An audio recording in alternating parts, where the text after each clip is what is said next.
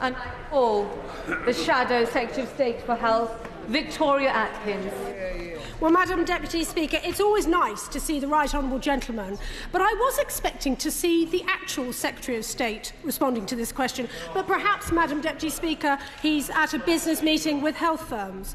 Shadow Minister, you just pose the question, the Minister will respond, and then you'll get your 2 minutes afterwards as well. My apology to the House, Madam Deputy Speaker. I'm used to answering, but believe you me, I'm looking forward to questions. Minister. And, Madam Deputy Speaker, I'm committed to making sure she's there asking the questions for a very, very long time. Madam Deputy Speaker, unlike our predecessors, this is a government that can't get enough of experts. We work with a wide range of stakeholders in developing policy because that goes to the heart of our approach to mission-driven government. But I think the Shadow Secretary of State is referring specifically to my right honourable friend Alan Milburn, so let me address him specifically. I walked into the Department of Health and Social Care on the 5th of July to be confronted with the worst crisis in the history of the NHS. Waiting lists at 7.6 million. More than 1 million patients a month waiting 4 weeks for a GP appointment, if they could get a GP appointment at all. The junior doctors still in dispute on strike, and dental deserts across huge parts of our country where people can't get an NHS dentist for love nor money. This government is honest about the scale of the crisis and serious about fixing it, and that means we need the best available advice. It's all hands on deck to fix the mess that they left. And if a single patient waited longer for treatment than they needed to because I had failed to ask for the most expert advice around, I would consider that a betrayal of patients' interests. I decide who I hear from in meetings. I decide whose advice I seek, and I decide what to share with them. And I also welcome challenge, alternative perspectives and experience. The Right Honourable Alan Milburn is a former member of this House, still a member of the Privy Council and a former Health Secretary. He doesn't have a pass to the department, and at every departmental meeting he has attended, he has been present at the request of ministers. Now, during Alan's time in office, he gave patients the choice over where they are treated and who treats them, as well as making sure the NHS was properly transparent so that all patients were able to make an informed choice. A basic right we expect from all other walks of life, but which only the wealthy, well-connected were able to exercise in healthcare until Alan changed it. He gave patients access to the fastest, most effective treatment available on NHS terms, so faster treatment was no longer just for those who could afford private healthcare. He made the tough reforms that drove better performance across the NHS, and along with every other Labour Health Secretary, delivered the shortest waiting times and highest patient satisfaction in the history of the NHS. That's his record, that's Labour's record, that's the kind of experience I want around the table as we write the reform agenda that will lift the NHS out of the worst crisis in its history, get it back on its feet and make it fit for the future once again. Victoria Atkins. I fear the right honourable gentleman is betraying his inexperience. It's a shame he needs all that help and experience. The rest of us have just got on with the job. But the Department of Health manages incredibly sensitive information, ranging from the development of healthcare policy to the handling of market-sensitive information concerning vaccines and medication, and, of course, rules regarding patient confidentiality. Now, it's emerged that Mr Milburn, with a former Labour politician, received more than £8 million from his personal consultancy firm since 2016. He advises one of the largest providers of residential care for older people and is apparently a senior advisor on health to a major consultancy firm on health. The member opposite is saying, so what?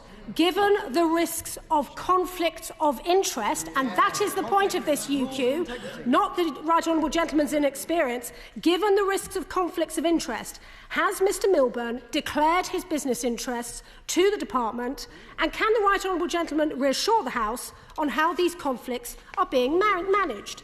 So that we can get a sense of the scale of this open-door policy and Mr Milburn's access. Could the right honourable gentleman tell us how many meetings has Mr Milburn attended? How many were with NHS England? How many were conducted without ministerial presence? What sensitive information has Mr Milburn been given access to? Does it include information concerning the sale of patient information to pharmaceutical companies? Has Mr Milburn seen internal DHSE or NHSE documents regarding the pricing of medicines, vaccinations and other market-sensitive information? This is all information that comes across his desk, and there is no formal record for understanding what Mr Milburn has seen. And if the Right Honourable Gentleman uses, as he has just now, the excuse that this is all OK because Mr Milburn is a former Secretary of State and a Privy Councillor, could the Right Honourable Gentleman set out where, in the Ministerial Code or the Civil Service Code, such an exemption exists for unrecorded access to information by members of the public? Now, so that we get a sense of just how far this is going, the Secretary of State will also, I hope, confirm his lists of other advisers, their commercial interests, and any other members of the public attending meetings that have a deeply sensitive nature. But finally, this is just more evidence of cronyism at the heart of this new Labour government. Because following recent press reports that a Labour Party worker has been parachuted into the department in a civil service role through a closed recruitment process, will the Secretary of State finally come clean to the House and be transparent about who is running his department and shaping policy for him? She wants to compare experience, Madam Deputy Speaker. It took me 3 weeks to agree a deal with junior doctors. She hadn't even met them since March. She hadn't even met them since March. And in the 2.5 years I was the Shadow Secretary of State for Health and Social Care, she was the 5th and among the worst. So, Madam Deputy Speaker, doesn't it just tell you everything you need to know about the Conservatives' priorities?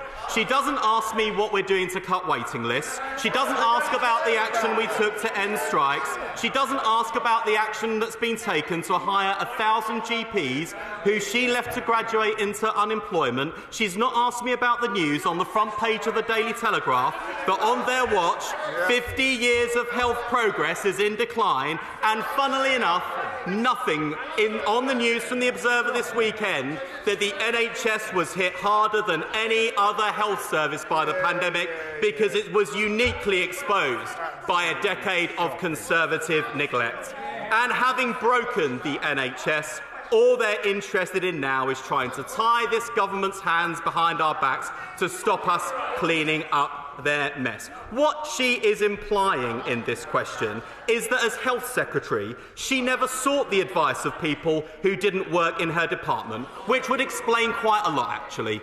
I feel sorry for the Right Honourable Lady, because when I need advice, I can call on any number of Labour Health Secretaries who help deliver the shortest waiting times and the highest patient satisfaction in history. But she never had that luxury, because every single one of her Conservative predecessors left NHS waiting lists higher than where they found them. Except, of course, for Therese Coffey, who was outlasted by a lettuce. In fact, it says a lot about the modern Conservative Party's anti-reform instincts that she is so opposed to Alan Milburn. They used to hug him close when they were cosplaying as New Labour. Andrew Lansley even asked whether he would share the new clinical commissioning board his top-down reorganisation created, although Alan sensibly turned him down and labelled the reorganisation, and I quote, the biggest car crash in the history of the NHS, which just goes to prove, Madam Deputy Speaker, that Alan Milburn has got sound judgment and is worth listening to. But if she wants to lead with her chin and talk cronyism, let's talk cronyism. Why don't we talk about Owen Pattinson's lobbying health ministers on behalf of Randox? They care so much about cronyism, they welcome Lord Cameron back with open arms following his paid lobbying for Greensill.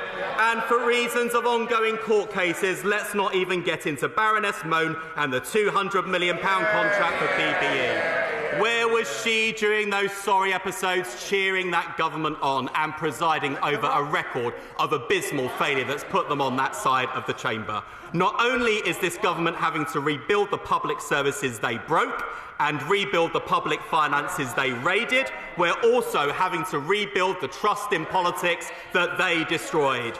We will put politics back into the service of working people, rebuild all three, and clearly we'll have to do it without the support of the Conservative Party's One Nation tradition, because they're not even running and they have abandoned their flag. It's clear the Conservatives haven't learned a thing from the defeat they were subjected to on the 4th of July, and we'll get on with the business of clearing up their mess. Right. Point of order. Kit Malthouse. Obviously, Madam Deputy Speaker, the Secretary of State has decided that attack is the best form of defence, but the operation of this House completely collapses if he declines to answer any questions about what is a very serious matter of public concern. And I wondered whether we could seek your guidance on if the Secretary of State is conducting himself appropriately in the House. We are seeking transparency on a matter of probity. Yeah.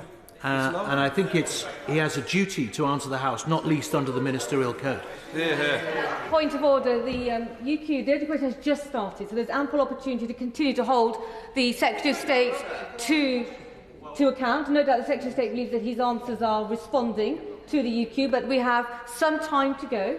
And if you, Bob, I will endeavour to make sure everybody's called to continue to hold the front bench to account. Clive Efford. Madam Deputy Speaker, the sheer brass neck of the Conservatives to turn up on the very day that the report is published by the Transparency International UK, which shows that £15 billion was red flagged during the COVID epidemic on contracts. He's not reading. I'm not reading it. He's not reading. I'm not reading it. Why? Show some manners. I'm prepared to give way to the honourable gentleman if he made any sense. On contracts that have been red flagged and are worthy of further investigation. 500 million of them were given to companies that hadn't even lasted 100 days. So shouldn't the Conservatives really take that into consideration before they come here trying to... I wholeheartedly agree with my honourable friend, and frankly, every single contribution from that dispatch box opposite should begin with a grovelling apology for the way they conducted themselves in government. But they won't apologise, they've learned nothing, they show no humility. And to my honourable friend's point, when it comes to COVID corruption and crony contracts, the message from the Chancellor is clear. We want our money back, and the COVID Commissioner is coming to get it. Liberal Democrat front bench, Sarah Olney. Thank you very much, Madam Deputy Speaker. The Liberal Democrats find it deeply ironic that the Shadow Health Secretary has raised this question on the involvement of people with no formal appointment in the development of government policy. Are they forgetting their record in government? Madam Deputy Speaker, perhaps we should remind everyone that under the Conservatives, it was their friends that benefited from large contracts to supply the government during the COVID pandemic. The result, just today, as the member for Eltham and Chislehurst has already highlighted, Transparency International has revealed multiple red flags in more than 130 COVID contracts, totalling over £15.3 billion. With the Conservatives out of power, we have the opportunity to clean up our politics. So will the Secretary of State update the House on whether the Prime Minister plans to appoint his own ethics advisor, or is Sir Laurie Magnus remaining in the post? And will the ethics advisor be empowered to initiate their own investigations and publish their own reports? Thank you. I'm really grateful to the honourable member for a serious contribution. She is right that transparency matters, which is why meetings in my department and attendees will be published in the right and proper way on a quarterly basis. And it is also right to draw a distinction between those areas of business and meetings in the department which are about generating ideas and policy discussion, and those that are about taking government distinctions. Of course it's right that people come into the Department for Health and Social Care, or indeed any government department, from outside government to lend their expertise, to share their views. And it's right that ministers make decisions, absent of those outsiders. And that's the distinction I would draw. She raised a specific point about the Prime Minister's ethics advisor. This is a Prime Minister that does take ethics seriously and will not behave in the way that his Conservative predecessors did. As for individuals, that's a decision for the Prime Minister, but I'll make sure she gets a more fulsome reply. Dr. Peter Prinsley. Thank you, Madam Deputy Speaker. So I've been a surgeon for 28 years. In the first 14 years, we had a Labour government and we saw the waiting lists more or less disappear, such as by 2010, a patient coming to see me in the clinic would be offered an operation. In the second 14 years, we've seen record waiting lists. I welcome the advice of Mr. Alan Milburn, one of the most successful Secretaries of State, one of the architects of the fall in this waiting list. And I support the Secretary of State in this. I'm very grateful to my honourable friend and I'm delighted to see him here, bringing his experience to the House, sharing it with the nation, standing up for his constituents and being part of the team that will do what the last Labour government did, which was to make sure that our NHS is back on its feet and fit for the future. Kit Malthouse. Thank you, Madam Deputy Speaker. Notwithstanding the Secretary of State's bluster, he must appreciate that, given Mr Milburn's involvement in the private healthcare sector, that his direct access to the Secretary of State may have conferred a competitive advantage. What does he say to those companies who compete with Mr Milburn's companies about the access that he's had to the Secretary of State? And how can we in the House take any kind of reassurance as to the kind of information that Mr Milburn's been able to access and what, if any, advantage that may have conferred upon him? Absolutely, Madam Deputy Speaker. I mean, look, the way they're carrying an opposite and the smear and innuendo they are applying to Alan Milburn, I'm surprised he wouldn't give them some commission for marketing, because he's making it out that Alan Milburn comes into the department and is there taking all of the decisions. I mean, I couldn't think of better word of mouth publicity if he was up to what they suggest. But here's the distinction.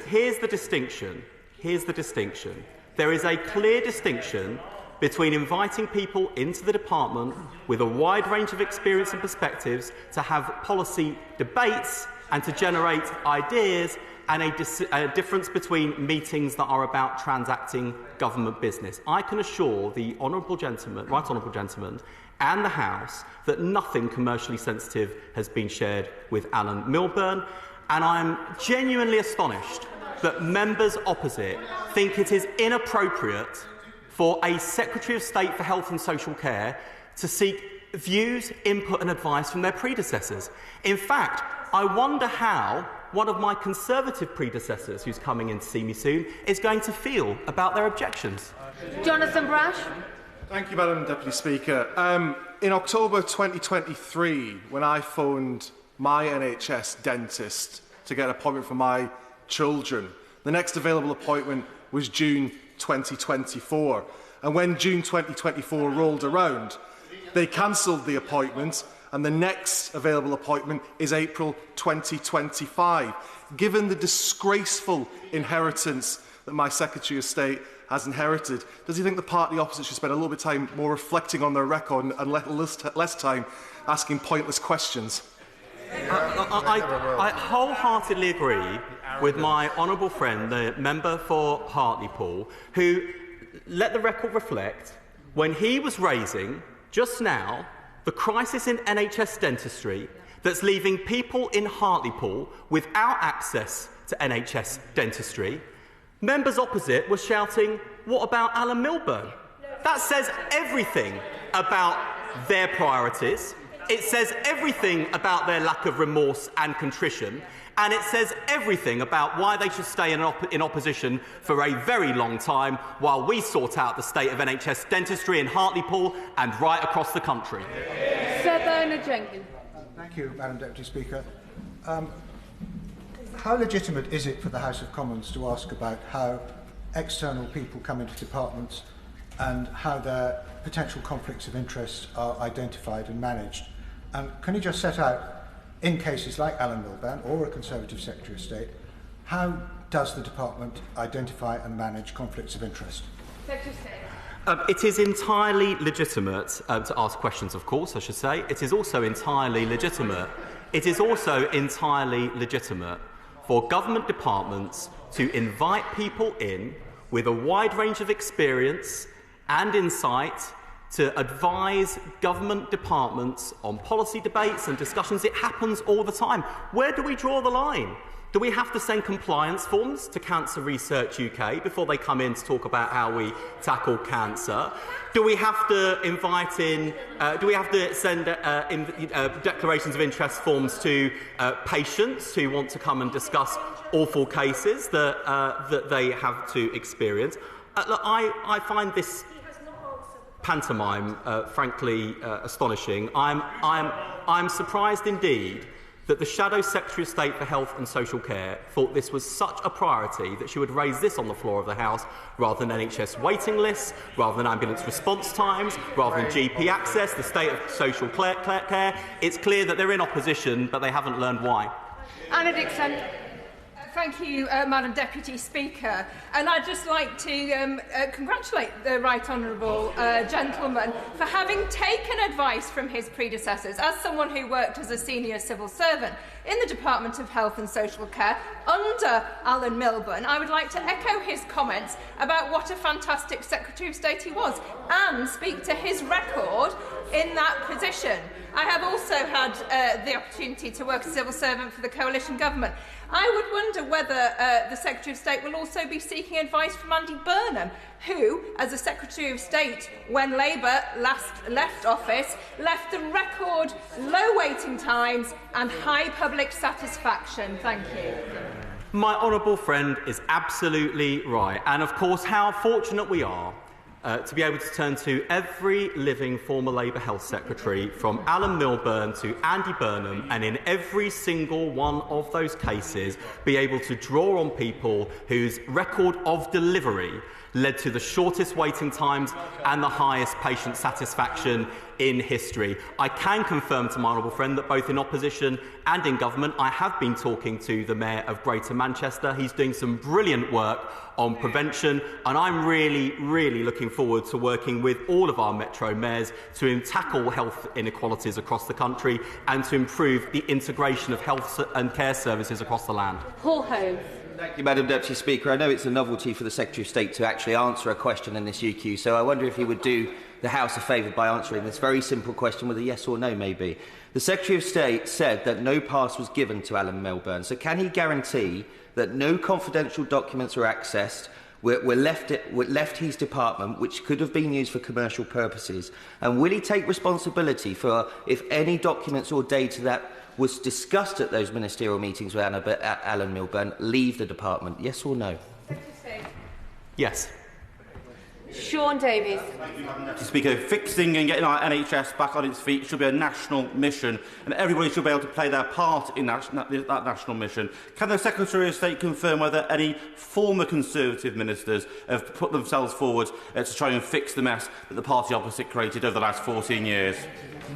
Oh, well, this is the extraordinary thing. I mean, notwithstanding the public job application of a former Conservative Secretary of State, which didn't meet the bar, I have been approached by former ministers in the Department of Health who served under the Conservative government, who, in a spirit of, I think, public service, have wanted to come and either do work for the Labour government on issues they care about, or have sought to share their experiences, the highs or indeed the many lows of being in government.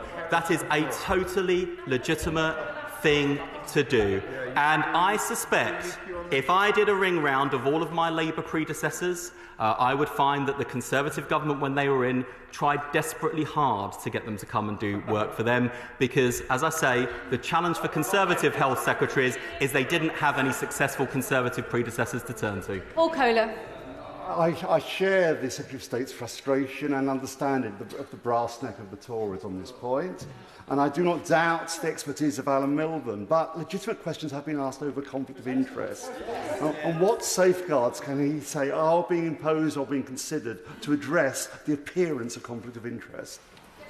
Madam Deputy Speaker, it is absolutely right that where people are appointed to roles in public life, that they declare their conflicts of interest and that they are assessed to make sure that when taking decisions or exercising powers, that they are doing so in a way that manages those conflicts of interest to ensure that no conflict arises. Alan Milburn does not at this stage have a role in the Department of Health and Social Care. There are many people in the last 8 weeks who've come in to meet with them. We do not ask them all to declare their interest. I mean, I know there's more red tape now in the health and social care than when we left office, but this is a government that wants to reduce it, not increase it. Madam Deputy Speaker. The Conservative Party appointed party donor Weald, who wants to change how the NHS is funded, to the board of NHS England. In January, the Right Honourable Member for Louth and Horncastle held a meeting with his private equity firm at Livingbridge less than 1 month after he gave her party £50,000. Isn't it the Shadow Health Secretary who ought to be answering questions about cronyism? Well, Madam Deputy Speaker, it's not for me, thankfully, to answer for the Shadow Secretary of State for Health and Social Care. It's just my responsibility to clean up her mess. David. Thank you, Madam Deputy Speaker. Can the Secretary of State please try to illuminate the House in regard to the conflict of interest of the gentleman in question as to whether he headed into the ministerial floor or offices, accessed the department. And he says, as we talk about GP appointments, many of us want our constituents to be able to access health services and GP appointments. But could the Secretary of State explain, did the honourable gentleman he talks about, who we worked previously, friends from the old days, have a day pass or a departmental pass? Can he assure honourable members, beyond the bluster, there is no conflict of interest? Honestly. Madam Deputy Speaker, my right honourable friend Alan Milburn does not have a role in the department. He doesn't have a pass in the department. And as for whether he's accessed the ministerial floor, I don't know where they held meetings, but I tend to hold meetings in my office on the ministerial floor. Thank you, Madam Deputy Speaker. Across Cramlin and Killingworth, I've heard countless stories, heartbreaking stories of their experience, of residents experiencing the NHS, staggering length of waiting lists, and access to GPs, access to dentists. Does the Secretary of State agree with me that rather than focusing on who you might have once had a conversation with, they would be better focused on supporting the Labour government in cleaning up the mess that they have left behind, which my residents live with every single day?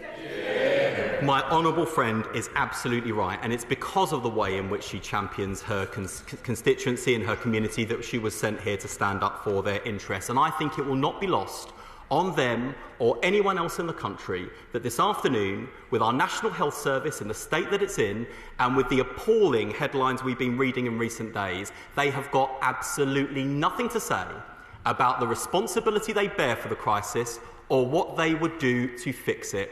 They have got the wrong priorities, but unfortunately the country's got the right government. Nick Timothy. Thank you, Madam Deputy Speaker.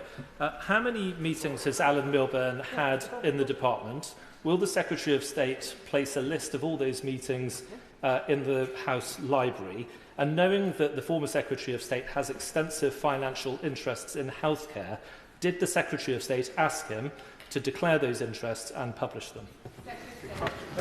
Madam Deputy Speaker, my right honourable friend Alan Milburn does not have a role in the department. Point one.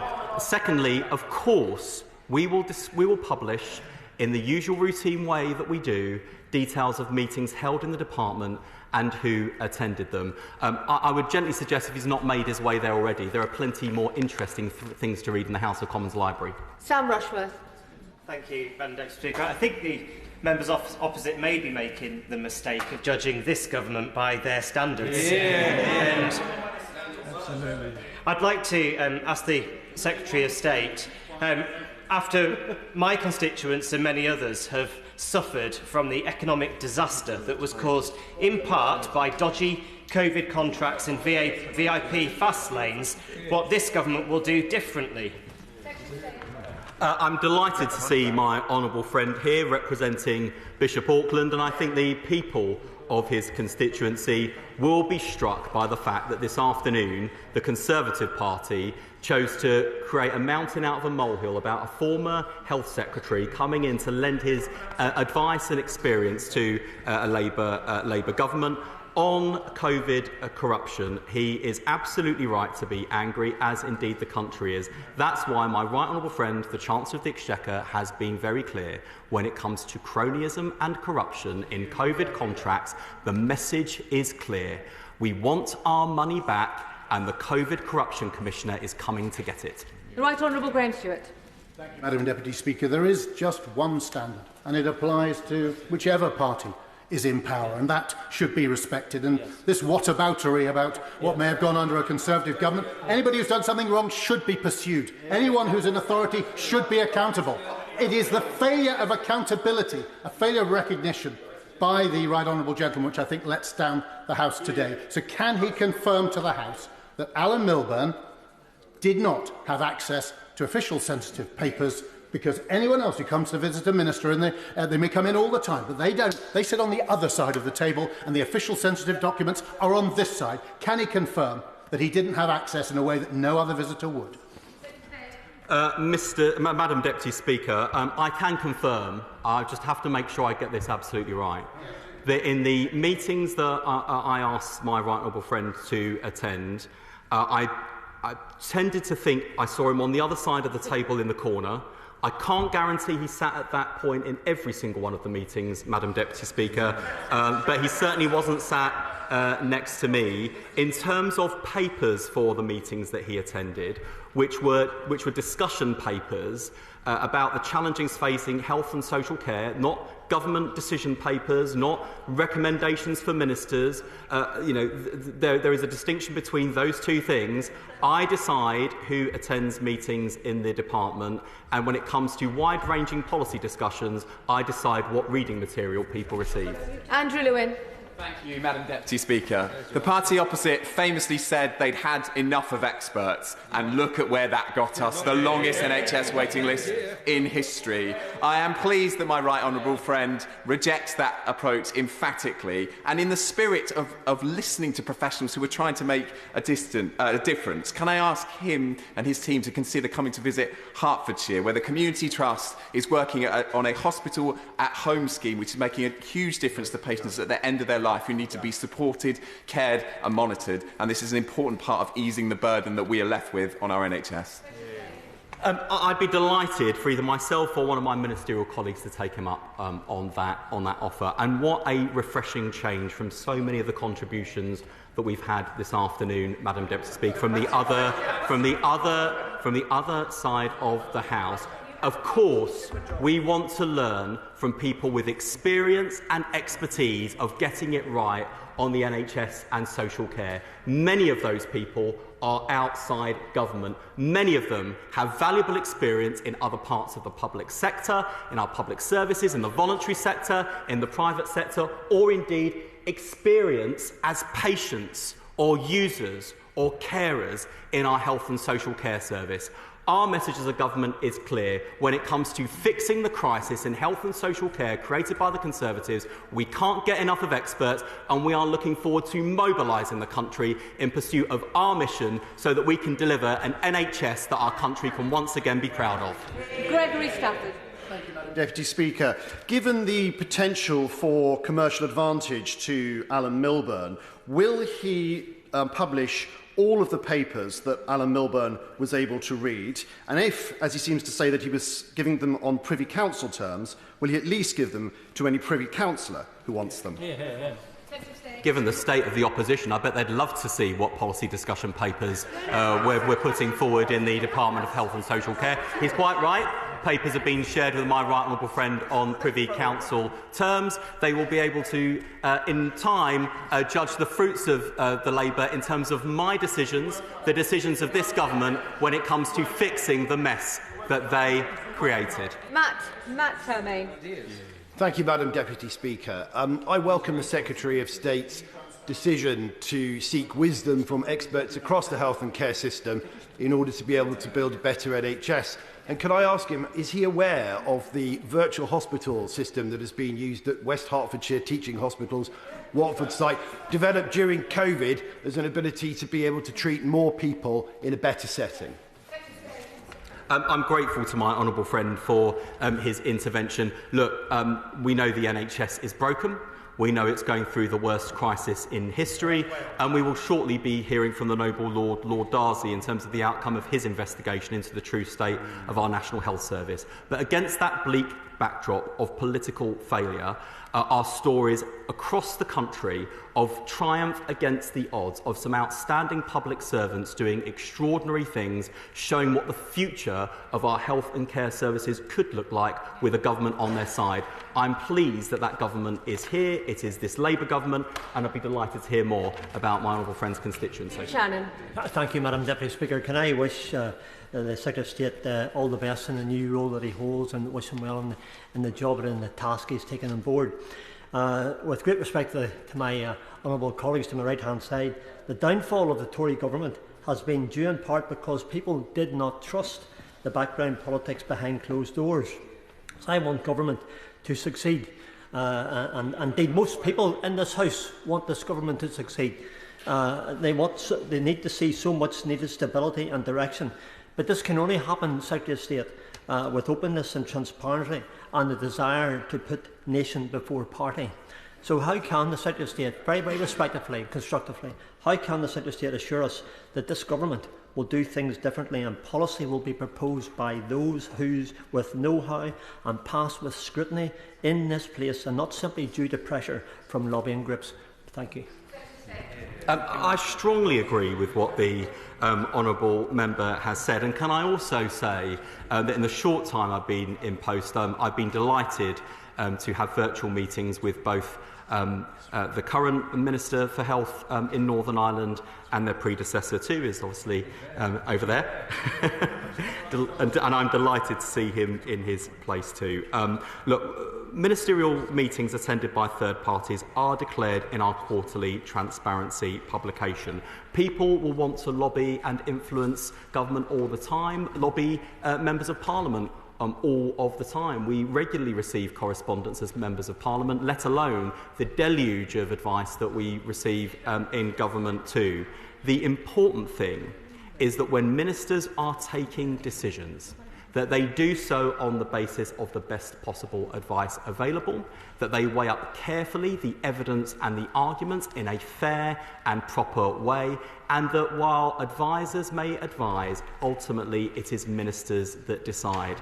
This government is aware of the deep crisis in trust in our politics. That's why the Prime Minister, outside Downing Street, on his very first day, talked about restoring government to service. And that is why it should be no surprise whatsoever that many people who've given outstanding public service to this country, like my right honourable friend Alan Milburn, but the same is true of Patricia Hewitt, of Alan Johnson, of my noble friend Lord Reid, of the Mayor of Greater Manchester, and many more, want to roll up their sleeves and help this government because they can see the state of our country that the party opposite left it in and are willing once again to roll their sleeves up and help to get our country back on its feet, to turn the situation around and make sure that everyone in our country can look forward to the future with optimism and hope after 14 years of abysmal failure. Thank you. That's the end of the urgent question. I thank all members that participated. And in reference to the Secretary of State earlier, the privilege of choosing UQs is down to the Chair, and it's based on merit and the urgency of the point being raised. OK, everyone has a moment to refresh the front benches.